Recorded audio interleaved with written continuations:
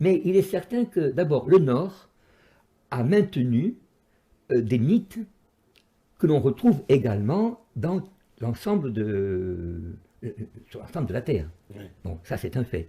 La notion de descendre à l'île, ceux dont on parlait de l'île de Pâques, par exemple, sur lesquelles les gens du Nord ont beaucoup parlé, vous avez également on prétend que ces populations avaient une notion également de fin du monde, d'embrasement, etc.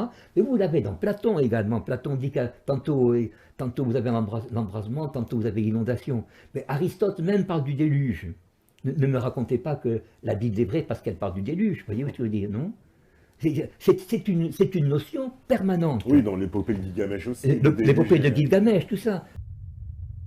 Oui, mais pourquoi attirer notre attention sur ce grand cycle de 26 000 ans? J'allais voir un spécialiste de l'étude du climat dans le passé. Ce qu'on sait, c'est que ce cycle de glaciation et période chaude suit parfaitement les paramètres orbitaux de la Terre. Et parmi ce qu'on appelle les paramètres orbitaux de la Terre se trouve justement ce cycle de précession des équinoxes qui influence notre climat, mais sans qu'on sache si c'est progressivement ou brutalement.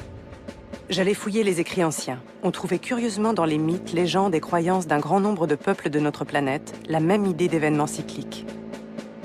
La destruction par l'eau revenait souvent, tout comme celle d'une atteinte future par le feu, comme en témoignait l'Apocalypse de Saint Jean ou les textes sacrés hindous appelés Purana.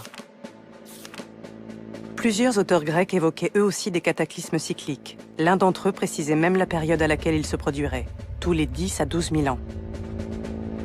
Ce qui semblait étrangement correspondre au récit de Platon et à la disparition de la fameuse Atlantide, histoire rejetée par la science moderne.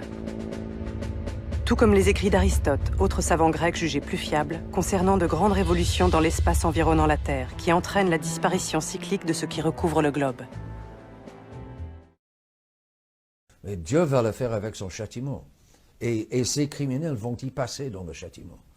Ils essaient maintenant, ils se construisent des bunkers, des sous-sols, ils préparent des échappatoires en Amérique du Sud, au Tierra del Fuego, etc. Mais ils n'échapperont pas à la vengeance de Dieu. Dieu en a jusque-là. Et nous allons directement à un deuxième déluge. Cette fois, ce ne sera pas un déluge d'eau comme au temps de Noé, ce sera une pluie de feu. Il y aura beaucoup de prophéties qui en parlent. Ce sera terrible. Et nous allons directement là, actuellement, avec tous ces pauvres pantins de politiciens, tous ces pauvres criminels qui dirigent le monde. Ils ne savent pas ce qu'ils font. Ils pensent y échapper eux-mêmes. Dieu les attend au tournant. Hein? Dieu, on ne se moque pas.